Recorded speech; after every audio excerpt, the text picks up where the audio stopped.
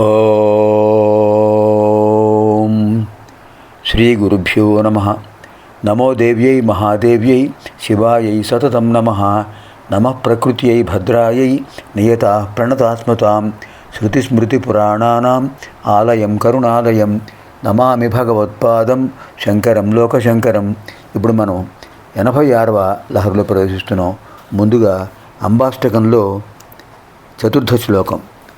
అంబారౌద్రిణి భద్రగాళి బగళ జ్వాలాముఖీ వైష్ణవీ బ్రహ్మాణి త్రిపురాంతకీ స్వరనుత దేదీప్యమానోజ్వల చాముండాశ్రితరక్షపోషజననీ దాక్షాయణీ వల్లభ చిద్రూపా పరదేవత భగవతి శ్రీరాజరాజేశ్వరీ. అంబా రౌద్రిణి రుద్రరూపిణి రాక్షస సంహారంలో భద్రకాళి బగళ జ్వాలాముఖి ఇవన్నీ రౌద్ర రూపాలు. వైష్ణవి బ్రహ్మాణి ఈ రెండు అనుగ్రహ రూపాలు. త్రిపురాంతకి రాక్షస సంహారిణి అమ్మవారు. సురనుత దేవతలందరూ స్తుతించారు. దేదీప్యమాన జ్వల అద్భుతమైన ప్రకాశమానంతో ఉన్నారు. చాముండ చండముండాసురులను సంహరించారు అమ్మవారు. ఆశ్రిత రక్షపోషజనని తనను ఆశ్రయం పొందినడు తను శరణు వేడిన వాళ్ళని రక్షిస్తారు అమ్మవారు. దాక్షాయణి దక్ష ప్రజాపతి యొక్క కుమార్తె. ఎవరు అమ్మవారు? దాక్షాయణి వల్లభ దక్ష ప్రజాపతి యొక్క కుమార్తె నుండి పార్వతీదేవి. చిద్రూప జ్ఞానస్వరూపిణి పరదేవత భగవతి శ్రీరాజరాజేశ్వరి. ఇప్పుడు మనం 86వ లహరిలో ప్రవేశిస్తున్నాం. మృషాకృత్వా గోత్రస్ఖలనమథ వైలక్ష్యనమితం లలాటే భర్తారం చరణకమలే తాడయతుతే చిరాదంతశల్యం దహనకృతమున్మూలితవత తులాకోటిక్వాణై కిలికిలితమీశానరిపుణ. అద్భుతమైన శబ్దాలంకారం, అర్థాలంకారం కూడా.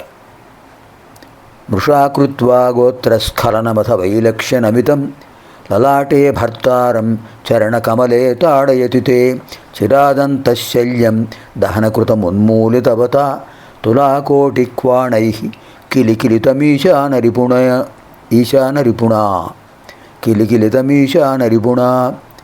ఓ జగన్మాత, గోత్రస్ఖలనం. గోత్రస్ఖలనం అంటే పేరు పెట్టి పిలవటం. అలా భార్యను పేరు పెట్టి పిలవకూడదని ఆయన ఏం చేస్తున్నారు? మృష వేళకోళంగా ముషాకృత్వ వేళకోళంగా భావించి అథ తరువాత వైలక్ష్యనమితం సిగ్గుతో తలవంచుకున్నటువంటి జగన్మాత భర్త దగ్గర ఉన్నారు, పరమేశ్వరుడి దగ్గర. అటువంటి నేను చూస్తున్నటువంటి భర్త నీ యొక్క చరణకమలే పద్మముల వంటి పాదమును అలాటే పాలభాగమునందు తాడయతి సతి స్పృశించినది కాగా దహనకృతం శివుడి 3వ కంటితో దహించబడినటువంటి అంతఃశల్యం హృదయ తాపాన్ని చిరాతు చాలా కాలం వరకు ఉన్మూలితవత తొలగించుకున్నటువంటి ఈశానరిపుణ పరమేశ్వరుడికి శత్రువు అయినటువంటి మన్మధుడి చేత తులాకోటిక్వాణై ఆ అందెల యొక్క ధ్వనుల చేత కిలికిలితం కిలకిలా నవ్వబడినాయి. అద్భుతమైన ఉత్ప్రేక్షాలంకారం, శబ్దాలంకారం, ఉత్ప్రేక్షాలంకారం, అర్థాలంకారం, శబ్దాలంకారం రెండు ఉన్నాయి. ఓ జగన్మాత, వేళాకోవడానికి నిన్ను మారుపేరుతో పిలిచి సిగ్గుతో పక్కనే ఉన్నటువంటి నీ పక్కన ఉన్న నీ భర్త పరమేశ్వరుడు నీ పాలభాగంలో శివుడు ఆయన పాలభాగం నుదుటి భాగాన్ని నీ పాదం స్పృశించగానే ఆ పాదంలో ఉన్నటువంటి 3వ కంటి మంట చేత తనే దహించబడి హృదయతాపాన్ని పొందుతున్న మన్మథుడు చిరకాలంగా తనకు అవమానం జరిగిందని, అది తొలగించబడింది అని నీ కాలి అందర ధ్వనుల చేత కిలకిల నవ్వుతున్నాడేమో అనే భావం కనిపిస్తోంది. అంటే పరమేశ్వరుడు యొక్క లలాట అగ్నినేత్రంతో మన్మథుడు దహించబడ్డాడు. ఆ కోపం ఉంది పరమేశ్వరుడు తను దహించాడని. ఇప్పుడు ఈ పరమేశ్వరుడు తన లలాట నేత్రంతో కూడినటువంటి శిరస్సుతో అమ్మవారి పాదాన్ని స్పృశించాడు. అప్పుడు అమ్మవారి పాదాన్ని స్పృశించగానే ఆ మధ్య లలాట నేత్రం అగ్నిజ్వాల నేత్రం ఎలా అనిపించిందంటే మన్మథుడు నవ్వుతున్నట్టుగా అనిపించింది. నన్ను అవమానించాడు, దహించేశాడు. అలాంటి పరమేశ్వరుడు ఇప్పుడు పాదాలకు నమస్కారం చేస్తున్నాడు అమ్మవారికి. సంతోషంగా ఉంది అని నవ్వుతున్నట్టుగా ఆ కాలి అందిన ధ్వనులు వినిపించాయట. ఎంత అద్భుతమైన భావన.